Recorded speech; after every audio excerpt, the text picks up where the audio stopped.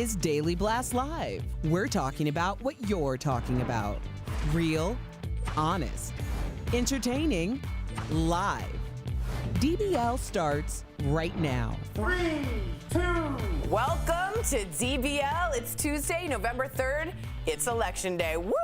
Should get fiery, and it has nothing to do with the election. No, not at all. I'm Tori here with Jeff and Al. Ooh! Let's get started. This is it, folks, and I have to clap for emphasis. Election Day is finally here. Polls are open nationwide, so if you haven't already, please get out there and vote. Before we get to anything, we want to find out from you, though, right now, who do you think will win? Easy question, right? Easy, very easy. Go to dblvote.com. Remember, this is all about voting today, to tell us if you think it's Joe Biden or President Trump, if they will win the election. So what are the candidates themselves doing today? Well, Joe Biden started the day off going to church in Delaware with his wife and visiting, of course, the cemetery where his son Beau is buried, along with his first wife and daughter that were killed in that awful, tragic automobile accident. Meantime, the president was on Fox and Friends this morning saying he has a solid chance of winning. He plans to host a party at the White House later tonight. This is my big day. This is my birthday. This is your 21st birthday, I think, like that level. This is when, as a citizen, I get to use my power. I don't just get to talk. It's a magical time for civilians. What do you think? It is. Wow, you should have closed, because I'm not at that level. I'm not at that level right now. But listen, just to get right into the election, I think it's going to be a lot closer than people think. That's just my opinion. I'm not going to say who's going to win, obviously. I don't know, because I really don't. But I think the best thing for this country, again, no matter who wins, I hope it's by a landslide. So we have an answer and it doesn't get to the court system and get into the Senate and the House and all those type of things. So I think it's best for the country if we have a clear winner. But again, for me, man, I don't know. I really don't know who's going to win. I think it's going to be a lot closer than people think. All right, Al, do you agree, disagree? I agree it's going to be close. I do think Biden will win. Just from looking at the polls, it looks like he will win. If he loses, I don't think anybody will fall out of their chair, because I do agree, Jeff, that it is going to be closer. I think what we also need to be prepared for is the hangover. There is going to be a hangover from this, and I think it's going to be that half or 40% of the country is going to be not just upset with the result, but very upset. So we need to kind of also start to understand the world that we are going to inherit starting tomorrow and Thursday through the next 4 years, and understand how we can mitigate some of that anger. Because if it doesn't, everybody talks about civil war and it's spilling into the streets. What if it just is a low-level cloud of gray anger over this country? They call that a cold civil war, and people have called that what it is already. And I think what happened is when there was a fringe group like the Tea Party during Bush-Gore, it started growing of people who were angry, and no one listened to them from the Democratic Party. And they grew and they grew and they grew, and Trump ended up winning because he listened to that group of angry people that were frustrated with politicians. I think, in my opinion, what? Now, if it was any other day, I would have jumped on it, but go for it. I think it's going to be much more of a landslide, and I'll tell you why. I think if we get, if Joe Biden gets Arizona, if Joe Biden gets, let's say, Michigan and Pennsylvania, he doesn't even need Florida to win. And that's a big get. Now, we'll see, but I think it's going to be at least a 5+ lead in favor of Joe Biden. So let's get to the next story, because that Can I just say we had a dream specialist on that we'll see later in the week or sometime. I feel like I'm in a dream, because never in my wildest dreams of being in television would I be sitting up here listening to Tori talk about Tea Party analysis and asking who is going to win the election. Welcome. I feel like, and these walls don't help either. I feel like I'm in some There's a mushroom going to come right around, just running around behind you soon. All right, well, obviously there is a lot riding on the election, and tonight as the results begin to roll in, all eyes will be watching to find out who won. So again, as I was speaking about, here are some key states we want you to look out for. Up first, Florida. This is how my mother says it. Florida. This is a must-win for the president. And right now, the state is a toss-up. The state has been processing and counting mail-in ballots for weeks. And the full results could actually be known tonight. That's a big change from 2000. Am I right? Again, I hope I'm wrong. Yep. Up next, we got Arizona. Where are my Arizona peeps at? The state has voted Republican since 1972. And if Biden flips it, it will make it very difficult for the president to win. Right now, Biden is leading slightly in the polls. Now, Arizona has been counting early and absentee ballots for 2 weeks. So we should actually also have a good idea about Arizona tonight. Finally, we got our Pennsylvania peeps. This is a must win for both candidates, and it's central to both their strategies. But here's the thing. The state just started counting absentee ballots today. So some places may not even start until tomorrow. So it may be some time before we know who wins that state. So what states are you guys looking out for? Al, is there one in particular you've got a circle around for you? Mine was going to be Pennsylvania and also obviously Wisconsin. You know, Hillary famously did not campaign there, and people say that's where her campaign, that was what's pushed her campaign off the edge. And so I'm anxious to see how that state's going to respond because Trump's got a lot of support there. Michigan, obviously, huge battleground state. We saw things that have happened with the governor and how Trump handled that. And so Michigan, I think, is like one of those states that we're not talking about, but I think it's going to be big. You're in that Rust Belt area right over there. Where That's are you right. looking You know, at? I think we all kind of know which states the presidents need to win, and I just don't like that conversation in general, right? I don't like the Electoral College in general because it kind of means that I'm in a blue state that my vote doesn't matter. I feel you. If I vote for Biden, it doesn't matter. If I vote for Trump, it doesn't matter because it's already blue, right? But Again, I'm not telling you who I voted for. But think about Arizona that went But from that's red what I'm to saying. blue. But I feel like it gives the rest of the country, if you're not in Pennsylvania, Michigan, Florida, one of those states, that your vote really doesn't matter. I hear you. That's- Jeff, I you see what I'm completely saying? agree. That's a valid And I know we got to go, and I'm not getting in the weeds, but there has been discussion about making so that candidates can get a portion of the electoral votes in each state. That way, you know, because there are places in California that are very red, like Bakersfield and stuff Orange like that. County? There are red. Orange County is a red place, so it's like it goes both ways. So maybe, and it also forces the candidate to go campaign there because if you might not go to Mississippi, like I know it's going to be red, but what if you could get some votes out of Mississippi? It would cause the Republican candidate to go there and have to fulfill promises, knowing it's not necessarily going to be red, and it would make a Democratic candidate go down there as well. You're also thinking about the country as a whole, Right. as opposed to putting all your campaign money into 5 states. Right, exactly. So maybe it's a conversation for another time. But Right, but the It's Electoral interesting. College is an antiquated way of doing it that I think maybe we need to talk about re-amping. Wait, are you agreeing with me? No, I'm not. All right, we got comment at all coming through. Common Sense from the United Kingdom wrote us on Twitter and says Trump will win. If he doesn't, the Western world is in trouble. And a lot of people feel it's that important, this election, right? Is he King Joffrey? Yeah, from the United Kingdom. Yeah. Someone's writing us from the United Kingdom, or is that just their It's Twitter called handle? internet. People have it in all the countries. Someone is watching us in the United Yeah, Kingdom? people in Morocco, worrying about India. our opinion on the election? I worry about if Macron or Boris Johnson wins. I care about global politics. He's sleeping. All right. Language See what from you did? MIT. Are you sleeping? No, I was up. Oh, you were up. I'm responsible today, Jeff. But you take a nap. I'll take the next shift. All these two. Language from MIT wrote on Twitter, I am optimistic that actually we will have a better leader tomorrow when Biden wins this thing in a landslide. So interesting to see. Let's go to our own votes to see what's happening. It's 64% for Joe Biden, Donald Trump at 37%. If you don't know anything about that percentage, Donald Trump always keeps that about 37 to 38%. That's his base. It's remained strong. And if they can get that out, plus a few more, remember what happened in 2016. So we'll find out tonight. Hopefully. I'm going to be having some champagne or something. It's going to be a long night. It sure is. What a year but- for me to some pick water. to not drink. Wow, can we restart that? We'll start tomorrow. No, we'll start tomorrow. That's true. We'll start drinking tomorrow. All right. It is safe to say that everyone is on the edge of their seats wanting to know who will win. And the last poll from USC shows Biden with a double-digit lead nationally, 54% to 43%. Now, in several swing states, Biden is still up, but the race does seem to be tightening, and this is interesting. While a lot of polls are showing a Biden victory, it's a different story with some of the more unusual ways to measure who's going to win.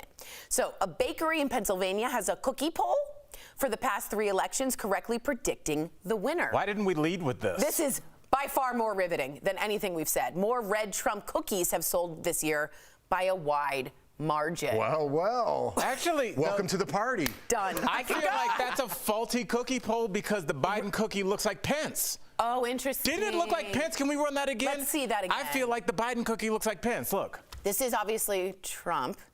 Doesn't it look like Pence a Yeah, it little does. bit? Also, it might be white chocolate, and that's a very controversial But flavor. then you also associate Pence with a fly, and you don't eat a cookie with a fly on it. There's a so- lot. All right.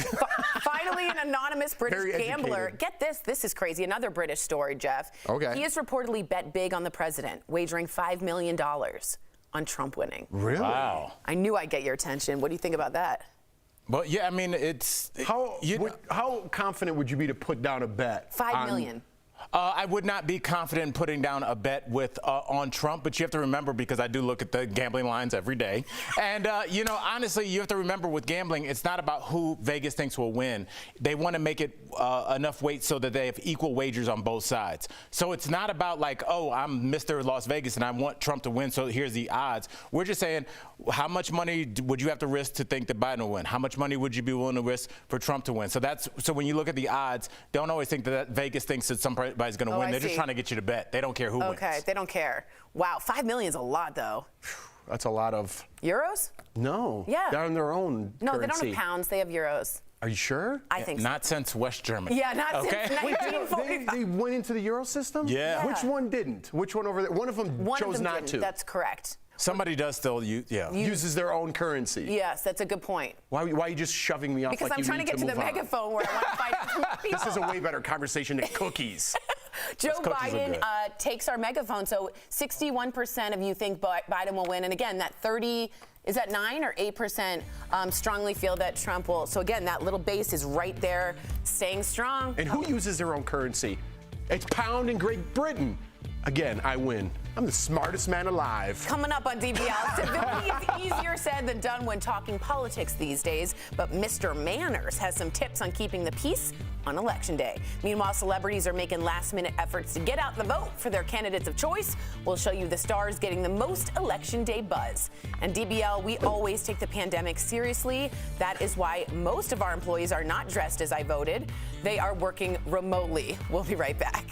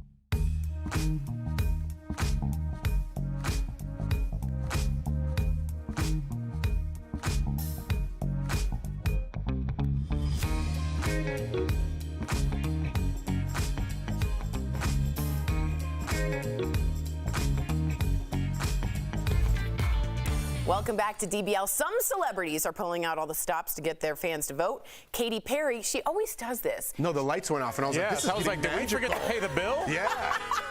Katy Perry turned herself into a huge I voted. That's Katy Perry? Yeah, she always gets into like these big outfits and encourage drivers to honk and vote.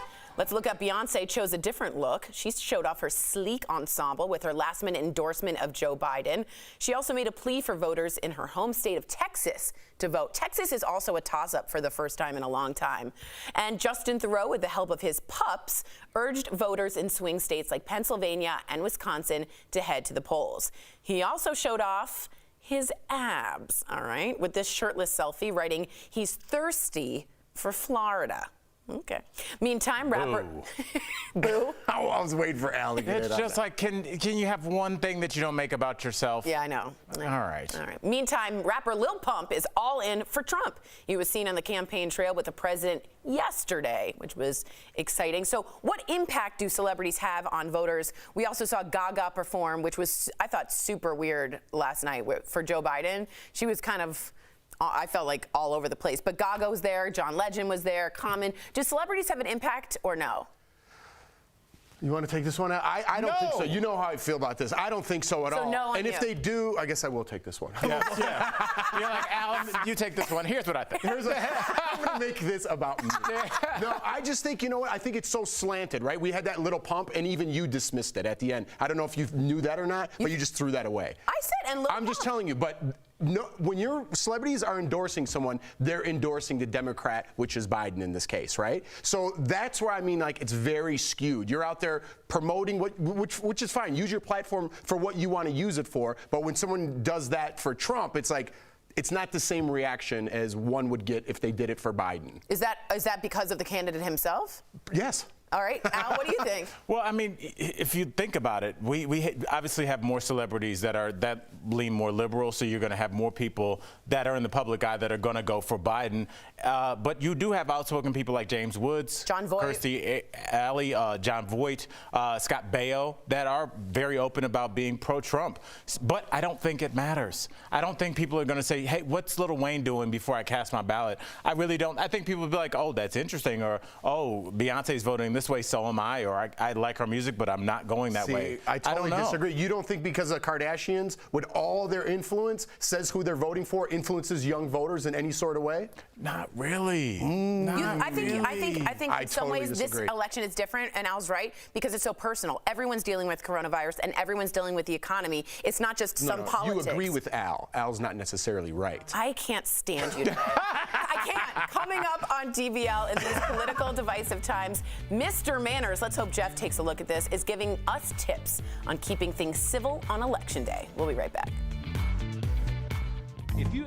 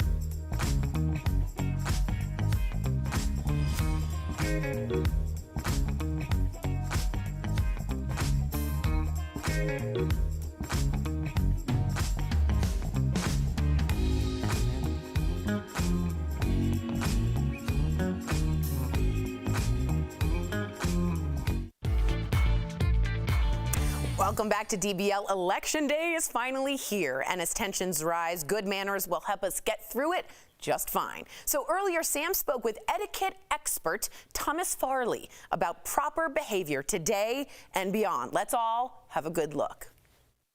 Thomas Farley, I feel like we need you in our lives now more than ever. So you're also known as Mr. Manners. Welcome to DBL. Okay, Thomas, it's finally election day. And I say finally because I think a lot of us are fatigued, right? It's been a very polarizing election. And I know for many of our viewers, it's gotten really personal because it's also put a strain on a lot of their relationships. What is the proper etiquette for family when it comes to today, when it comes to the election? This is perhaps one of the most fractious issues any individual may encounter. So I'd say for family, forget the aha moments.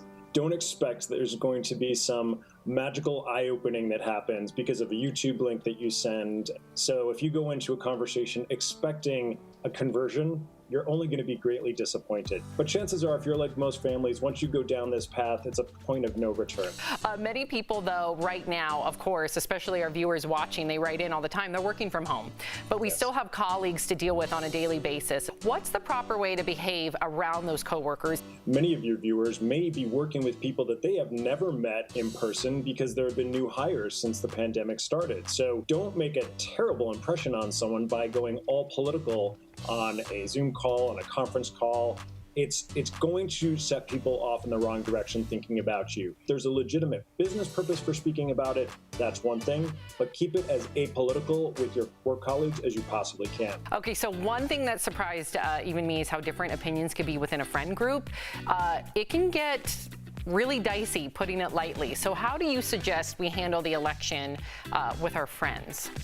Yeah, so unlike our families and to a lesser extent, unlike our coworkers, our friends are people that we choose to have in our circle. And I advocate for not simply surrounding yourself with people who agree and think and talk and look exactly like you. So I say with the friends, appreciate and curate. So surround yourselves with people who do have differing viewpoints, but as long as you and your friends can have a considerate, measured conversation, because sometimes if we can't speak our own views and defend them, sometimes we don't even know the reason we have those viewpoints. If I were a betting woman, I would bet that social media is the biggest issue and putting out your opinion on social media, right? Because it's so easy to state something when you have like the anonymity of being behind your own computer screen. You put something on there and then it takes off. It goes viral. How do we keep our cool when it comes to social media? Certain platforms I think are better for this than others. So I think Twitter perhaps is the best place to put out a political view. I think Facebook generally tends to be better for family sharings and friendship connections. I think Instagram better for sharing beautiful photos. So I think choose your platform wisely.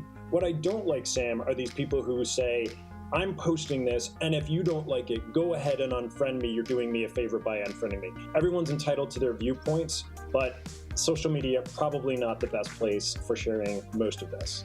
Thomas Farley, thank you so much for chatting with us. And to our DBL Nation out there, if you want to learn more about etiquette and manners, especially right now where I feel like we all could benefit, make sure that you check out his podcast, What Matters Most. Thank you so much, and we'll be right back. Thank you. Promotional consideration is brought to you by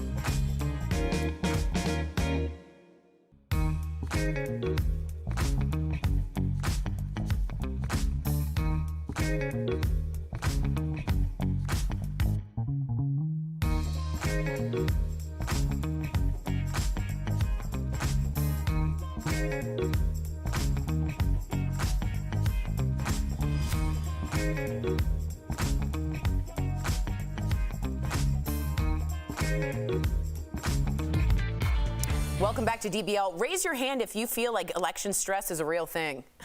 I feel you all. Al, raise your hand. I'm not stressed. Oh, God. It's out of my hands. You got to let things go. We're sharing ways to deal with it in today's DBL Health Blast, sponsored by eHealth. First, channel your stress into something productive. Go for a run, shop, or make a donation to an organization that inspires you. Second, monitor how much news you consume, including social media, like Jeff says. If you get overwhelmed, take a break. And third, maintain your boundaries after the election. Be cautious of what you post or what you say to friends and family. When it comes to your health, for affordable quality health insurance, call eHealth at 1-800-850-0679. Sorry about the lighting, but we're having a good day because it's election day, huh? Yay! All right, Good we'll see. explanation.